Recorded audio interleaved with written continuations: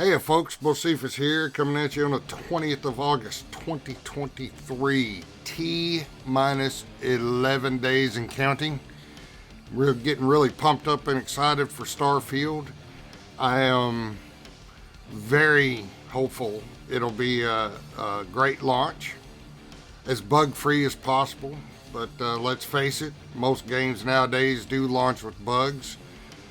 But even if they do, most of us gamers are forgiving if they do launch with some bugs, as long as they are transparent and fix those bugs as quickly as possible.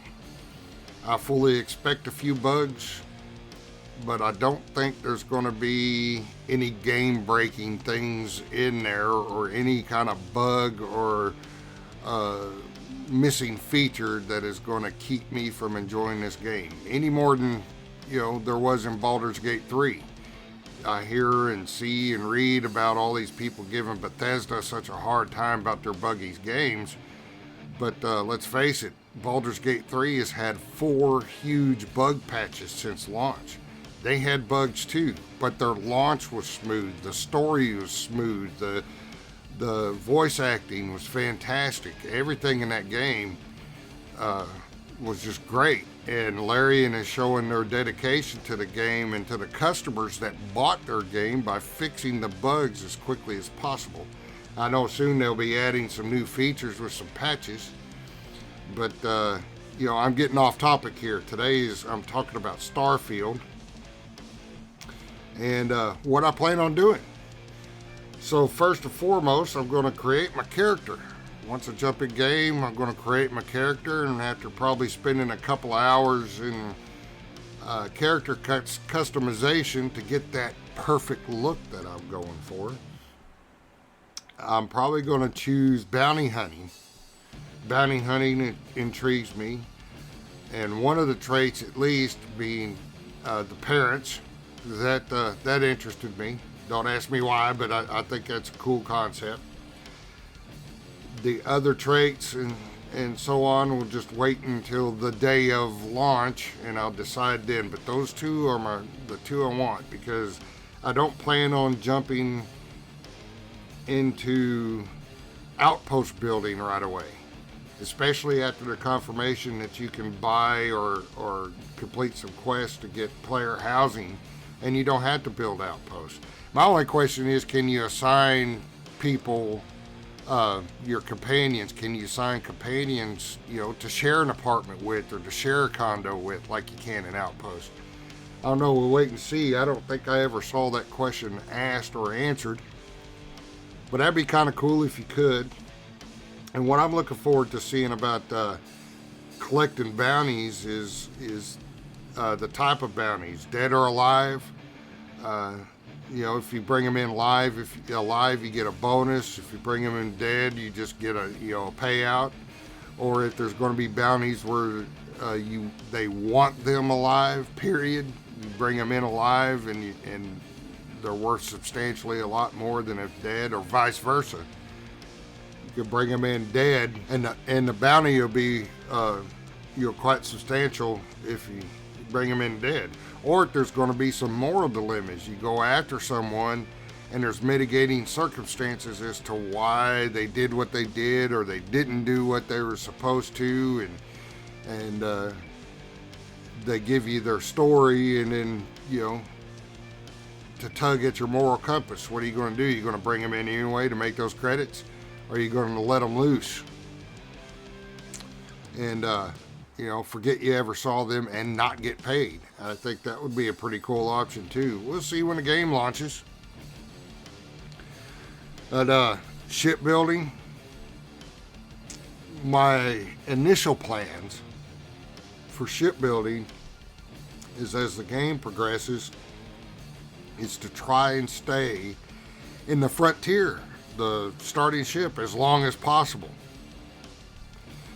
And that's kind of for immersion and role-playing reasons.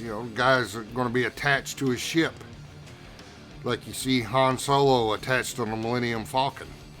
He's going to be attached to a ship. He's going to upgrade it, and he's going to run the Kessel Run in less than 12 parsecs in the biggest hunk of junk that ever flew around in a galaxy. So I think initially I'm going to try and stretch out staying in the starting ship as long as possible. If I take over other ships, or when I, commandeer other ships, I'll strip them down for parts if I think, the parts would go nice on my initial starting ship. And eventually I'll probably end up buying one or taking one of the husks of another ship after I strip all the parts of it and make a new one, make a different one. I don't plan on jumping right into starship construction as quickly as possible. I want to get the feel of the system first, how the parts snap together and all that stuff, and before I venture off into that, because I'm sure there's going to be great mods out there that have different starship builds and so on and so forth. And I may end up doing something like that. Because I do plan on, dabbling a little modding like I did with Fallout 4. And some of it's going to have to be doing with ships. I was big on outfit conversions for the Fusion Girl body. I did the conversions for the vanilla clothes for the Fusion Girl installer and several other outfits. And I may dabble with that when body mods come out, so on and so forth. But I'm getting pretty excited. I've already got a preconceived idea about what I'm going to do when I first get started. My bounty hunter's going to have, I picture in my mind, this bounty hunter having the same personality quirks and attitudes as Henry Cavill's Witcher. Good at heart, tries to stay neutral, but good at heart, and in the end doing the right thing. Even begrudgingly sometimes, if he knows the right thing's going to cost him money or cost him reputation or whatever. So I'm looking forward to it. I'm getting those ideas in my head, how my character's going to live its life in Starfield, and hopefully you are too. Hopefully you're looking forward to it. The people planning on a review bombing, well, then go suck an egg. I don't care. A lot of, even some of my favorite content creators have had some content that wasn't very favorable to some games I enjoy. The bottom line is, play the game. If you want to play it, great. If the game doesn't interest you because of what other people have said, that's fine too. That's your prerogative. But overall, in my opinion, don't make your judgment on a game solely dependent on any content creator, any critic.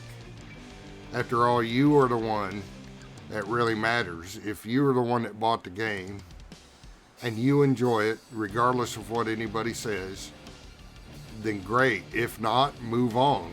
I have a few games that I have buyer's remorse on myself that, weren't all that great for me, but they're fantastic to others. There's going to be a lot of videos out there, the best build for this, the best build for that. You have to build this way to do this.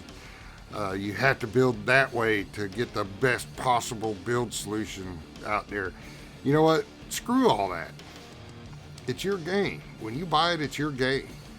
You go down the paths you want to go down, not what somebody else tells you should go down, because in the end, you are going to be the one learning that character, learning how to play it. And if you have some completely off-the-wall build but are advancing in the game and doing well at it, more power to you.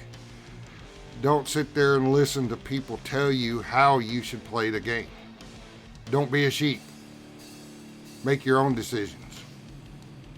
Anyway, that's all I got for today. Be good to each other. If you like the content, be sure to like and subscribe. And thank you for stopping by. And I'll see you next video.